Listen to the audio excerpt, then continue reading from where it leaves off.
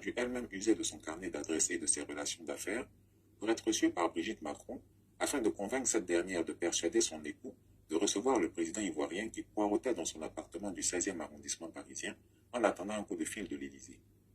Quand le déjeuner du président Macron fut finalement confirmé, Alassane Ouattara le voulait comme une preuve de sa suprématie diplomatique. Il voulait prouver à ses compatriotes et surtout à son opposition qu'il demeurait intact dans sa force de frappe diplomatique.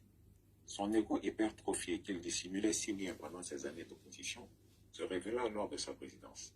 Il avait tellement joué le jeu de l'homme fin, courtois, aimable et policé que ses compatriotes sont tombés des nues en découvrant ce qui était réellement leur président. Ce déjeuner qui devait... Son niveau de langue est trop élevé. Son niveau de langue est trop élevé. C'est que vous pouvez peut-être... En fait, comme je dis, on se connaît. Parce que pour pouvoir parler comme ça, il faut avoir lu au moins 200 ouvrages. Minimum 200, sinon 500. Il faut lire les livres pour être habitué aux expressions, pour pouvoir les utiliser de façon fluide. Comme disait Boileau, tout ce qui se conçoit bien s'énonce clairement et les mots pour les dire arrivent aisément.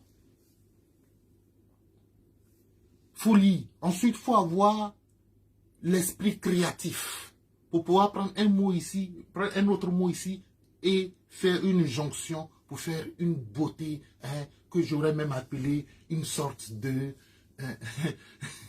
Bon, j'essaie de vous dire que celui qui parle ici, ce n'est pas Christian, ce n'est pas Soro Guillaume, ce n'est pas Makoso, ce n'est pas tout ce que vous avez cité, c'est pas ça.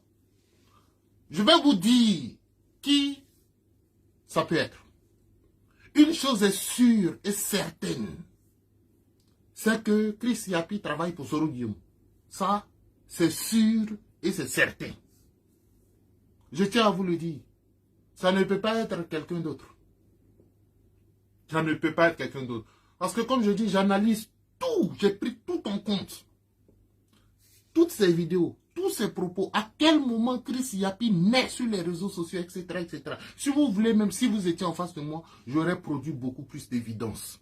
Mais je ne peux pas. Je suis obligé de faire ce genre de vidéos pour communiquer en tout. D'un point de vue de l'information, qui peut obtenir des informations dans le style de Chris Yapi? Là, ce que je viens de vous faire écouter, ce sont des informations qui proviennent de l'Élysée. D'accord? Donc, si Chris Yapi a des entrées à l'Élysée, c'est que c'est un grand type, hein? Il faut qu'on s'interroge. Qui ça peut être?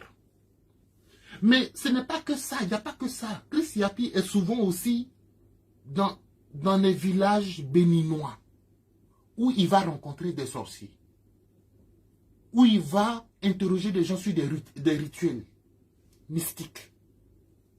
Donc ça, un ministre d'État ne fera pas ça. Parce qu'il sera très vite découvert.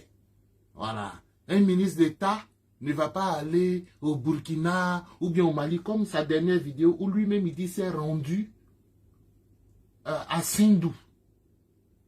S'est rendu à Sindou, où il allait poursuivre l'affaire des enfants albinos.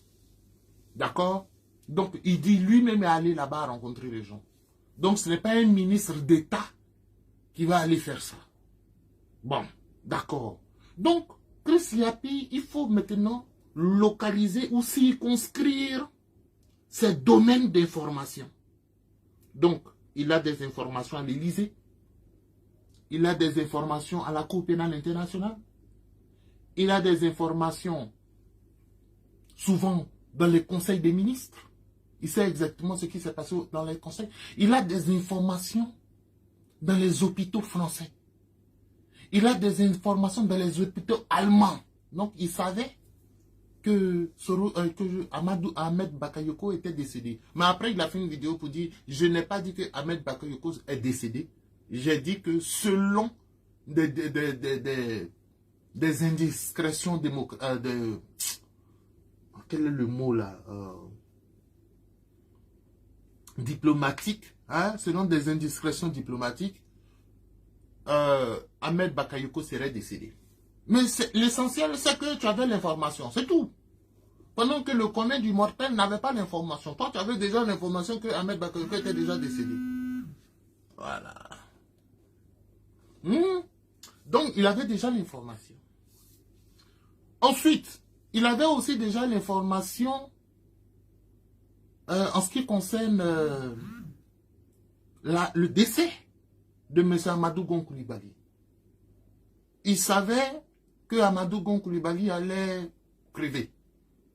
Il a montré là où ils sont allés l'attacher. Il a montré ceux qui ont contribué. Il a fait tout. Il a dit il va crever. Et le monsieur est mort. Bon, ça c'est quand même phénoménal. Même si on ne veut pas y croire. Mais c'est quand même phénoménal. Ensuite, il a donné le nom des 4 candidats qui seraient retenus pour la présidentielle.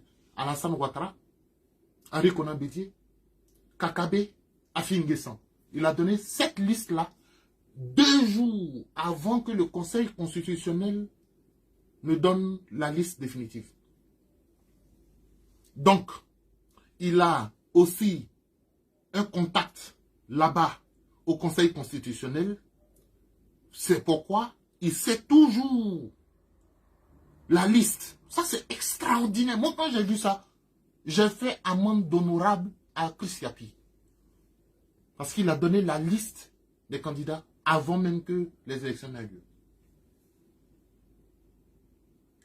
Il a des informations encore dans tous les domaines, non? Dans tous les domaines. Bon, une seule personne ne peut pas faire ça. Il faut qu'on soit intelligent. Un seul individu ne peut pas être à plusieurs endroits de la planète en même temps. C'est impossible. Donc, Chris Yapi n'est pas une personne. C'est un groupe de personnes. Un groupe de personnes qui collectent des informations et qui les recoupent. Voilà. C'est comme ça. Alors, ils s'appellent ou alors ils ont des mails qui se font passer. Et puis, ils disent, bon, voilà sur l'affaire temps, voilà ce qu'on a reçu. Alors, pour que ça se soit possible, il faut qu'ils aient des hommes en France ou à l'Élysée, ou peut-être pas à l'Élysée, mais des gens qui sont dans la diplomatie, des diplomates. Il faut qu'ils aient des gens au Conseil constitutionnel. Il faut qu'ils aient des gens à la primature. Il faut qu'ils aient des gens à la présidence. Il faut qu'ils aient des gens. Donc, ils ont des gens partout. Mais qui peut avoir des gens dans tous ces domaines pour pouvoir avoir toutes ces informations et pour pouvoir les recouper? Qui? Des gens me parlent de Makosso. Mais Makosso, même s'il veut, il ne peut pas. Même s'il veut, il ne peut pas. Parce que les informations dont je suis en train de parler aujourd'hui, je ne crois pas que Makosso ait des hommes pour faire ça. Hein? Parce que pour pouvoir avoir des hommes à la présidence, pour pouvoir assister à des conseils des ministres, seul quelqu'un qui a déjà été Premier ministre en Côte d'Ivoire, quelqu'un qui a déjà été président de l'Assemblée nationale en Côte d'Ivoire, quelqu'un qui a déjà été proche du président, quelqu'un qui a déjà voyagé dans les grandes diplomaties du monde, quelqu'un qui a été dans ça pendant 10 ans, 15 ans, qui a un carnet d'adresses, c'est le seul qui peut faire ça. Le seul. Moi, je ne connais pas beaucoup de gens qui peuvent faire ça. Quand on dit Makosso, Makosso ne peut pas. Il a quel contact? Il a quel contact? Et puis, il faut dire que c'est quelqu'un aussi qui a des hommes en caserne. Il a des hommes dans les casernes. Il a des hommes dans l'armée. Et puis, c'est quelqu'un qui a flirté avec le fétichisme aussi. Parce que il fait beaucoup référence à des albinos, à des sacrifices, etc., etc. Donc, c'est quelqu'un qui est dans la rébellion à flirter avec ces pratiques-là, les pratiques occultes? C'est qui? Moi, j'ai dit, en tout cas, à 100%, je n'ai aucun doute, je dis ici, à 100%, c'est une équipe de Soro Guillaume. Ça ne peut qu'être Soro Guillaume et son équipe. Ça ne peut pas être autre chose. Si c'est autre chose, alors c'est qui?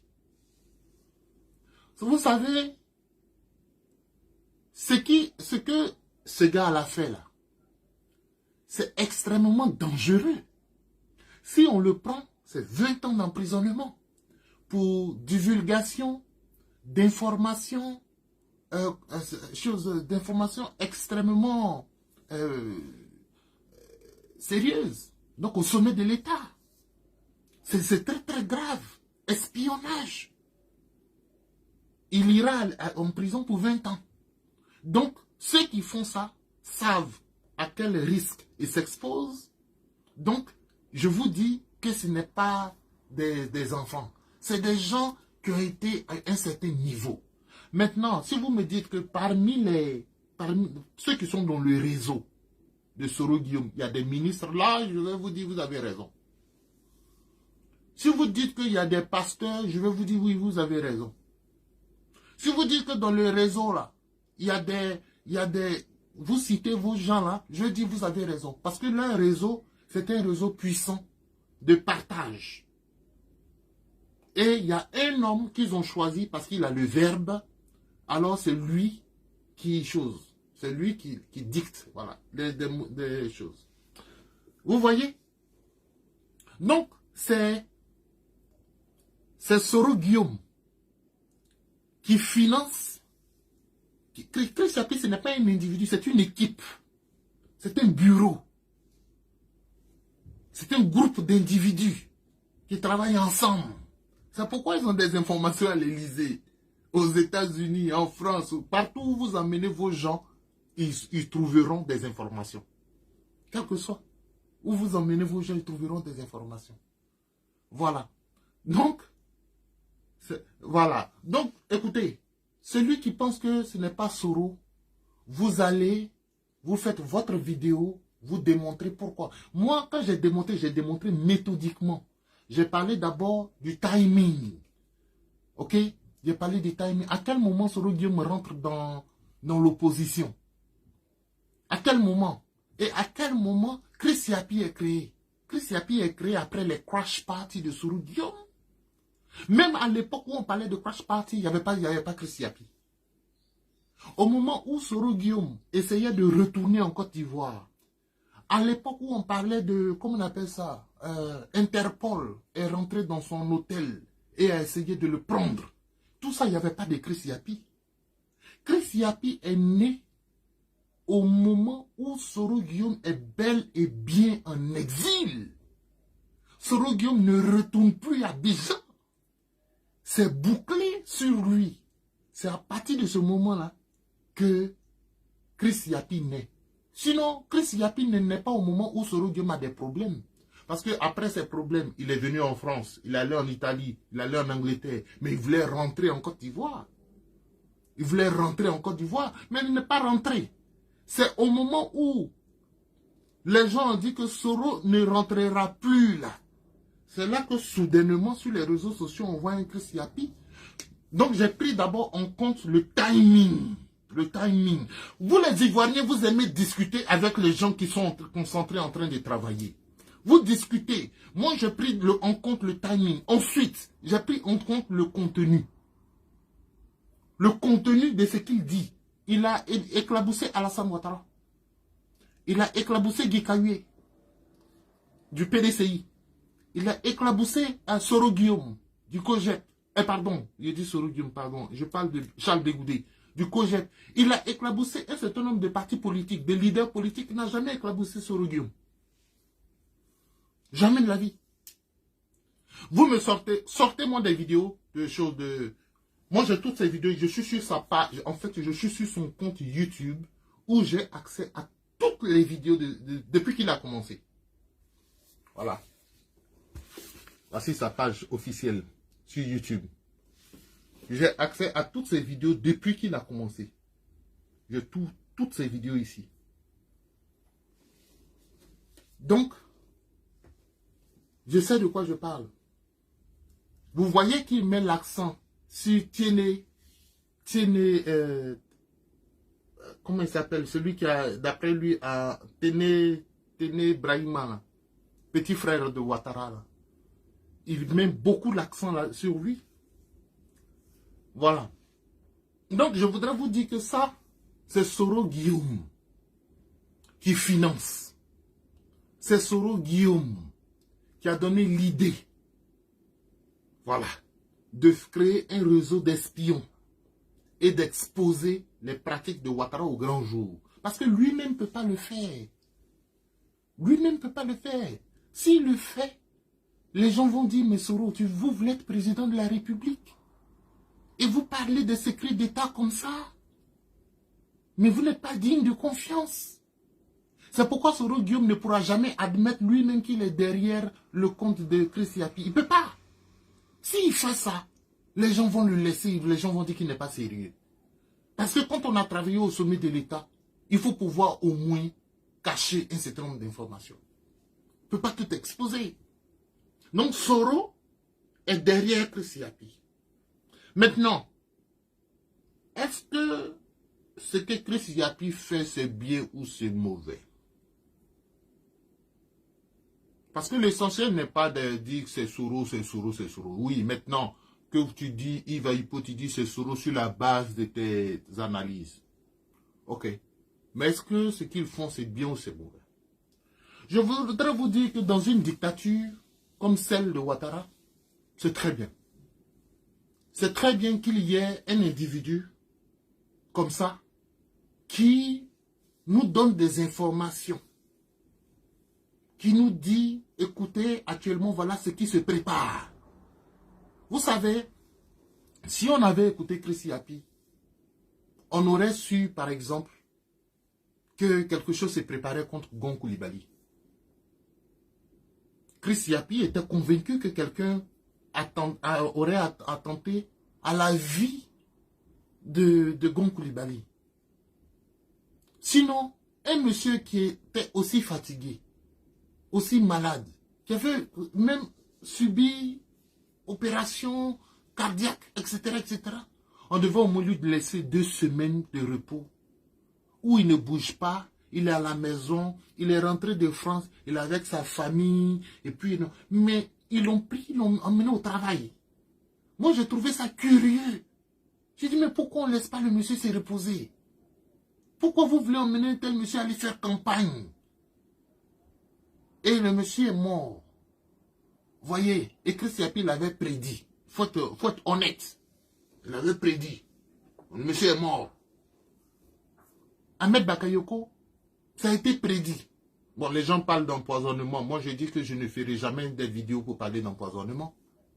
Mais en tout cas, Chris Yapi dit qu'il y a des gens qui en voulaient à Ahmed Bakayoko. Pourquoi ils en voulaient à Ahmed Bakayoko? Selon Chris Yapi, il y a d'abord la course au pouvoir. Hein? Il y a beaucoup de choses dedans. Et puis, il y a aussi les manœuvres en ce qui concerne la drogue. Il y a beaucoup de choses. Tu vois? Bon, on ne sait pas si toutes les... Parce que ce que Chris Yapi dit en général, vous voyez le menteur. Un menteur, je vous dis la vérité. Un menteur, lorsqu'il vous donne une information, il ne peut pas étayer l'information. Un menteur, quand il vous donne une information, il ne peut pas étayer l'information. Quand vous lui demandez de donner plus de détails, il s'énerve. Ou bien il dit, oh, laissez ça, c'est déjà passé, laissez, c'est fini. Voilà, ça c'est le menteur. Quand on dit qui a gagné les élections de 2010, on dit, ah, vous êtes encore dans ça. Ça c'est des vieux trucs, ça c'est laisser tomber ça, c'est fini. Ça c'est le menteur. Le menteur qui a toujours peur d'affronter la vérité. Chris Yapi, quand il donne ces informations, il étaye. moi-même, je dis, mais ce que tu es en train de dire, tu ne peux pas étayer ça. Mais il étaye. Regardez, hein. Ce qui a fait réagir Makosso. Your spring collection became the hottest thing when Fibre Freelancers made a marketing campaign. They built your unique...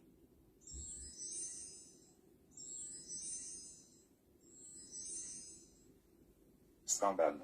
Un pasteur tente de monnayer la dépouille du Premier ministre Ahmed Bakayoko. Chers lecteurs, reconnaissez-vous la voix de ce pasteur escroc qui se disait fils d'Ahmed Bakayoko, mais dès la mort de celui-ci, il se rue dans les bureaux de son assassin, Teni Birahima Ouattara, pour lui estorquer de l'argent. Donnez-moi son nom et dites-moi la somme d'argent reçue après l'audience qui lui a été accordée.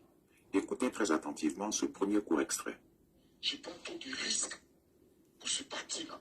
Avec la notoriété que j'ai aujourd'hui sur le plan mondial et dans mon pays, on va aller rencontrer le frère du président. Je lui présente en 10 minutes ma stratégie. S'il dit ce n'est pas bon, je sors de son bureau, je vais dormir. C'est clair. Mon stade, on est arrivé là. Je ne suis pas prêt à taper pour tout. Chris Yapi ne ment pas. Retrouvez Chris Yapi sur Twitter, Mediapart et YouTube. Bon, la voix que vous venez d'entendre, c'est la voix de Makosso. Et sa voix là, bon, il a une voix unique. Il dit que lui, il va aller rencontrer Kone Brahima. Comment il s'appelle même ce gars-là? Tene Brahima, le frère d'Alassane Ouattara. Il va lui le rencontrer, voilà, pour avoir un peu d'argent. Bon. Alors, ça fait réagir. Ça fait réagir le RDR. Hein. Écoutez ça. Je vais vous montrer ceux qui ont réagi.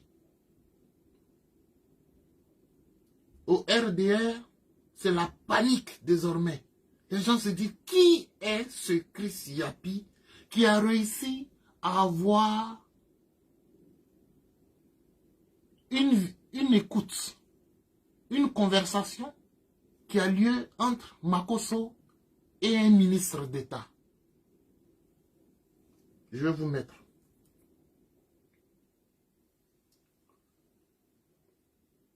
C'est la panique au RDR en ce moment.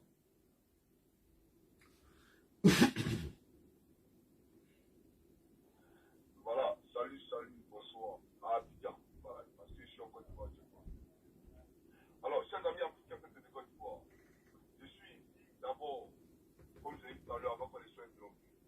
Et puis, il est important de l'appeler à ces gens-là qui passent leur temps. Pourquoi le son n'est pas bon? Autant de fois vous allez couper, je vais reprendre le direct. Ouais, c'est de ça qu'il s'agit. Il coupe 1000 fois, je lui ouvre le poids de son royaume. Voilà, donc mes condoléances encore à vous. Je suis ici pour m'adresser au gouvernement de Côte d'Ivoire. Voilà, au gouvernement de Côte d'Ivoire. Je sais qu'aujourd'hui chacun est occupé. Voilà, d'autres sont à Séguéla, d'autres sont au stade. Donc, par cette vidéo-là, je m'adresse à vous tous parce que de vos positions là, vous allez voir cette vidéo-là. Voilà. Alors, je vais m'adresser à vous et au président de la République, son excellence Alassane Ouattara. Il faut t'adresser, il faut parler vite. Chers membres du gouvernement, voyez-vous, le Premier ministre Amadou Gon Coulibaly est décédé, il n'est plus parmi nous. Et moi, Koukounyo Chris, est-ce que vous entendez même? Par un certain Chris Yapi, que le Premier ministre Amadou Gon Coulibaly aurait été évacué en France et qu'il séjournait dans un hôpital. Ils ont même appelé l'hôpital pour montrer qu'effectivement ce qu'ils disaient là, ce n'était pas des ragots. Que eux là, ils étaient en tout cas détenteurs de cette vérité-là, cette vérité absolue. Donc, après vérification, on s'est rendu compte qu'effectivement, Chris Yapi avait raison. Il n'était pas en train de dire des vérités. Voilà. Effectivement, le Premier ministre Amadou Gon était rentré à l'hôpital, il avait été hospitalisé. Il nous a même dit. Il nous a même dit. Que le Premier ministre vient d'expliquer une crise en plein conseil des ministres. Il est tombé. En plein conseil des ministres. Bon, Chris Yapi est-il ministre? Moi, je ne sais pas. Chris Yapi est-il ministre? Conseiller du président de la République? Moi, je ne sais pas. Chris Yapi est-il un déclan du président Alassane Ouattara? Garde de corps de tel ministre ou tel ministre? Ça, je ne sais pas. Mais une chose est sûre, ceux qui pouvaient avoir cette information-là, c'était ceux qui étaient dans la salle pendant le conseil des ministres. C'est ceux-là qui pouvaient savoir que le Premier ministre Amadou Gon les venait d'expliquer une crise et qu'on l'aurait évacué en France. Maintenant, celui qui a gagné là, dans l'année là. Comment lui, il sait, quand Madouba a été hospitalisé urgemment, à telle heure, dans tel avion, en direction de Paris. Comment lui, il sait ça? Mais la même personne, dénommée Chris Yapi, qui était présent au conseil des ministres, lorsque Madouba tombait là, ce même Chris Yapi vient nous dire qu'on l'a mis dans tel avion. Lui, il a l'information en temps, en heure et en seconde. Voilà. Donc vous voyez que le FDR commence à réaliser que Chris Yapi, il est partout. Il est partout et il a toutes les informations. Chris Yapi, il est dans les conseils des ministres, etc., etc. Donc vous voyez que c'est quand même assez sérieux. Et il expose le pouvoir Ouattara. Il expose Makosso qui est en train de se débattre comme un beau diable. Mais Makosso, on entend ta voix. Tu t'en vas voir. Vous voyez, un jour j'ai fait une vidéo où j'ai dit à Makosso, il faut t'aider. Parce que tout le monde sait que tu fais ça pour manger avec le pouvoir. Tu es malhonnête. Tout le monde sait que tu es un faux pasteur. Tu es un bonbon pasteur. Tu es là derrière les politiciens là pour que tu aies des laissez-passer, pour que tu aies l'argent facile. Makosso, je te dis, nous les qui faisons politique là, il faut nous laisser parce que c'est un domaine rigoureux. C'est un domaine très très très rigoureux. Tu es là, tu es dans des petites combines, etc., etc. Voilà, tu étais exposé. Et il dit, oui, que cette vidéo, cette écoute-là, c'est depuis 2017. Qu'à cela ne tienne. Que ce soit récent ou que ce soit vieux, tu es en train de chercher à rencontrer le petit frère de Ouattara pour manger. Tu as exposé ta stratégie. Non, tu reconnais ta voix. Je te dis, il faut quitter dans ces choses-là. Makosso, tu as déjà ton réseau, ton domaine où tu manges. Les Makosso là, moi je vous dis, hein, en 2012, 2013, 2014, on n'entendait pas parler de Makosso. Jusqu'en 2015, il n'y a pas de Makosso. Il n'y a pas Makosso. Tout cela, il a dit, il n'existait pas.